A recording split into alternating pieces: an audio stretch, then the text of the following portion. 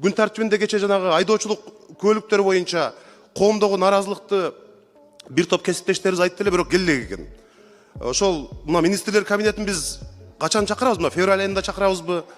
Же мартка чейин чакырып эртерээк укпасак, коомдо айдоочулук көлүктөр боюнча, кымбатчылык боюнча жана башка боюнча Кабминге, аткаруу бийлигине суроолор өтө көбөйүп кетти. Нааразылык күч алды кадимгидей. Реформа деген мындай болбойт.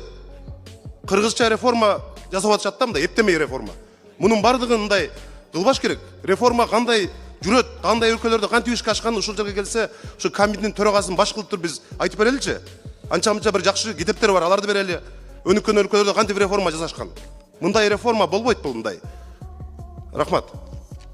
Мына бүгүнкү маселени мына айдоочулук күбөлүк боюнча окуу мөөнөтүнүн 10 айга көтөрүлгөнү боюнча, урматтуу төрага, биз мектептеги окуу программасын окуу мөөнөтүн 12 жылга өткөргөндө бизден жогорку кеңештен кабыл алганбыз. Туурабы? Буга урматтуу президенти Садыр Нуркожоевич дагы аралашкан. Да, туура 10 ай, 14 айга чейин жылдырсак болот экен, себеби дегенде айдоочулардын тартиптери жок болуп атат, ушу тартипти киргизиш керек деп атат. Булар эмненин негизинде 10 айга көтөрүп алышты. Бул кылып аткан иштери менен биздин президентибизди да кошо аралаштырып бир туура эмес иштерге кредиттер кылып атат да. Ошондуктан муну азыр комитеттин чечимин эртерээк берсек, тез аранын ичинде муну парламенттик угуу эле кылбасак болбой калды азырчы.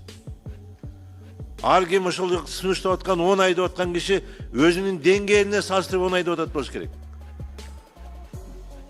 Себеби дегенде мен 2 айда, же болбосо 3 айда окуп ала турган адамдын укугун тебелеп, мен 10 айга макул болуп, эмне үчүн макул болушум керек? Кече мына летчик айтып атат, мен 1 айда деген самолет айдаганды үйрөндүм деп атат. Эмне деген бул?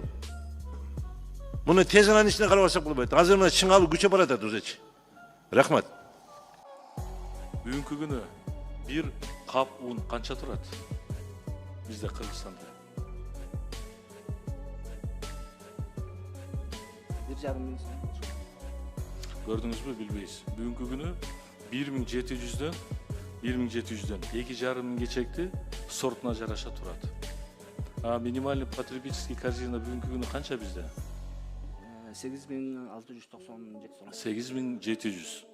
Эми ошондо эсептеп көрүңүз. Азыр бүгүнкү күнү мына үй бүлөгө көмөккө, мына жогоруда биздин коллегабыз айткандай 6000 сом доход болсо, биз пособияны төлөп бергенден баш тартып атабыз. 3 баласы болсо. Эми ошондо ошол 6000 менен айыл жеринде тем более кантип бир айлык турмушун өткөзөт.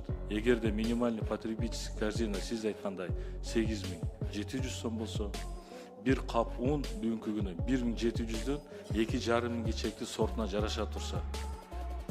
Урматтуу Элдил Жолдубаевич, мен түшүнөм да бул эң оор тармак, бирок бүгүнкү күнү биздин экономикабыз жакшы көрсөткүчтөрдү көрсөтүп атат.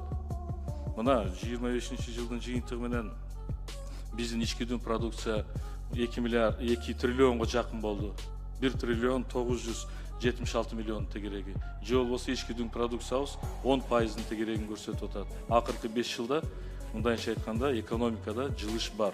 А бирок сиздер, урматтуу Канат Латыпжанович, Элдил Жолдубаевич, ушул тармактагы берилүүчү пособияны 2020-жылкы положение боюнча берип атасыздар. Андан бери мына 5 жыл өттү. 5 жылдан бери инфляция канча болду? Мына быйылкы жылкы инфляциянын жыйынтыгын айтып кое аласызбы?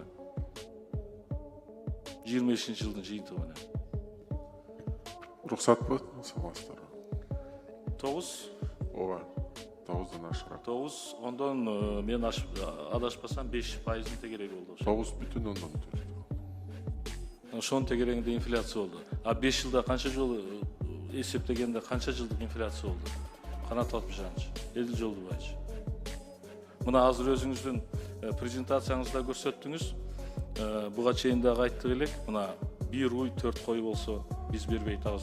Биз тескерисинче ошого мүмкүнчүлүк берип, ошол 1 уйун 2 уй кылып, ошол 4 койун 8 уй кылып алганга бир шарт түзүп бербейлиби биздин жарандарыбызды?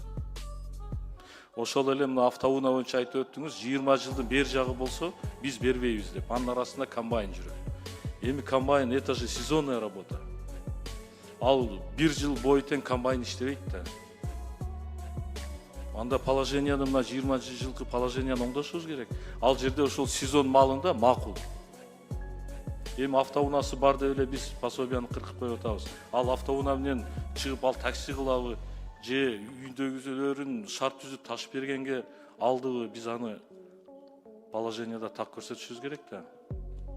Бардык эле автоунаа алгандар бүгүнкү күнү таксини айдабайт да. Ал автоунаасы эскидир, техникалык кароодон өтпөгөндүр, же жөн эле бузук жатса дагы биз аны дагы эсептеп атабыз. Канат Батыржанович. Ошон үчүн урматтуу Эдил Жолдубаевич, мен ушул сизди ушул тармакты тейлеген министрлер кабинетинин төрагасынын орун басары катары мен ойлоймун, бул тармакка өтө олуттуу реформа керек. Жана мынол 2020 жылкы бекитилген положенияны башынан аягына чейин карап чыгыш керек, урматтуу кабинеттин өкүлдөрү. Себеби дегенде жерлерде ушул биздин пособия боюнча же үй бүлөгө көмөк дейбизби, элдердин суранычы, наразычылыгы аябай көп. Ошону сиздерге чоң үмүт менен айтып атабыз. Мына элдин үнү сиздерге жеткизип атабыз. Эдил Жолдубаевич, Канат Батыржанович. Качкан өзгөртөсүздөр? Мына бюджетти карап атканда Канат Батыржанович, биз өзгөртөбүз, иштеп атабыз дедиңиз эле. Бирок азыр кайра эле ошол эле презентацияны кылдыңыз. Андырбаш, бул азыр иштелип жаткан эме боюнча мен презентация бердим. Бирок ошо сиз айтып аткан маселелерди биз бүгүнкү күндө караштырып атабыз. Ошол эле ГМДни көбөйтүү боюнча дагы иштерди жүргүзүп атабыз. Жакын арада уже макулдашуудан келди. Жакын арада биз каржы министрлигине жөнөтөбүз. Мен ойлойм, биздин каржы министрлигинин мүмкүнчүлүктөрү бар.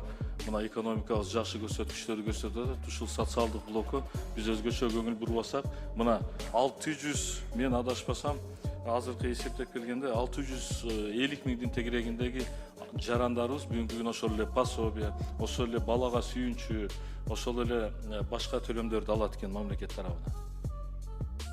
Ошону эске алсаңыздар. Андан кийин эми миграция боюнча дагы айтып кетпесек болбойт. Миграция боюнча чындыгында орчундуу маселе.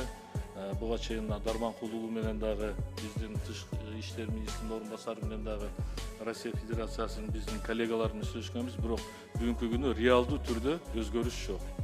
Талап күчөгөн, биздин мигранттардын бүгүнкү күнү үй бүлөсүнө чекти кирүүгө тыюу салынып атат.